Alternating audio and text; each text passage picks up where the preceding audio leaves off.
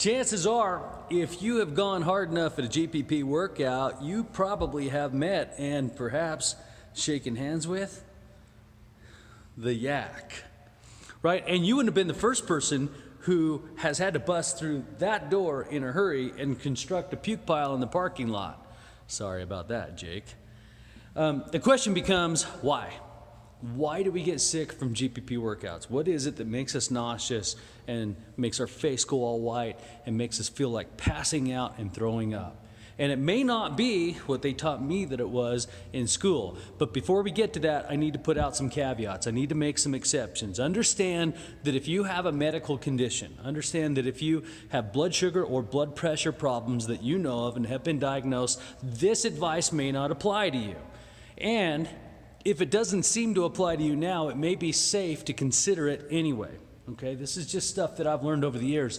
And I learned it kind of the hard way. What they taught us in school was if somebody starts getting nauseous, you should feed them some sugar. They probably have low blood sugar, hypoglycemia. Just feed them. Ask them when the last time they ate was. Give them some orange juice. And unfortunately, I had the terrible experience of watching people projectile vomit, not just one, many projectile vomit, orange juice, apple juice, Gatorade in the worst fashion. It was unbelievable how much fluid ended up on the floor that I had to clean up. And I'm like this now. If anybody pukes in here, inside of this building, I will close it down, let it dry out, and fade away before I open it up or clean it myself. So what's causing it? It might be hypoglycemia. It might be a blood pressure issue. It probably is a blood pressure issue. And this is what it was reminding me of. I was a Boy Scout, and they taught us that when somebody becomes injured, the first thing you do is treat that person for shock. Immediately put them on their back, get their feet up, and warm their body. What I learned was that people in traumatic situations die or more influenced by the effects of shock than they are generally the injuries. Well, one day, after about the 50th time, I had to clean puke up off of the floor or watch some other trainer clean puke up off of the floor from some kid that projectile vomited orange juice. I got the crazy idea to throw somebody on their back and put their feet up and warm their body. And it was weird. Even though their face was all gray, ashen, white, and their eyes were dilated, they got better. They laid there, and they got better, and they did not throw up. And I tried this the next time. Oh, my hell, Neil, how many people? A lot. You know, you've seen them.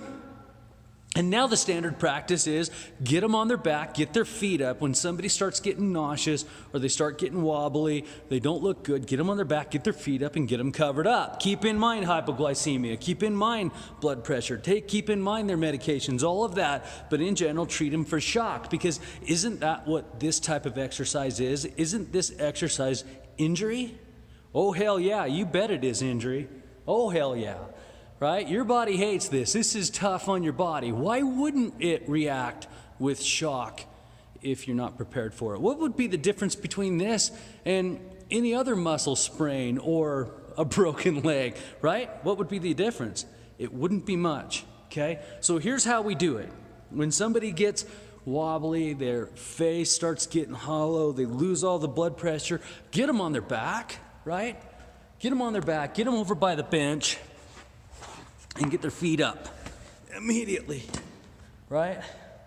And make them lay there. And as they're laying there, just watch them. But be careful. Don't pull I won't say his name. There was a trainer one time that I had a client on the ground. Actually, he had a client on the ground, and I put her on her back for him at another gym. And she was sitting there just ashen and just white. And he come walking in about 3 minutes later. He knew her really well. And he reaches down, he grabs her by the hand, and he yanks her to her feet. And all the blood rushed out of her head. She took 2 steps forward with the look in her eye that everything was fine and dandy. She took 2 steps forward and took a digger into the corner of the desk that was laying there. And that earned her 14 stitches. across the top of her eye. And I think she got lucky. Here's what needs to happen. As soon as you feel that, understand your blood pressure is very low. It's one of your body's reactions to low blood pressure.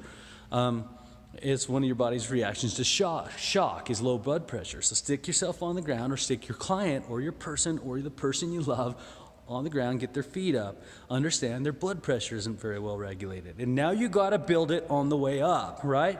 So from this position, right there, from that position, the next position is just this. Take them to the elbow.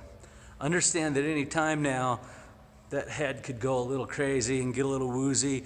And if it does, you got to go back to here just for a little bit. A couple of minutes later, we can do a little build up to the elbow. From the elbow, we still don't jump to the ground, to our feet.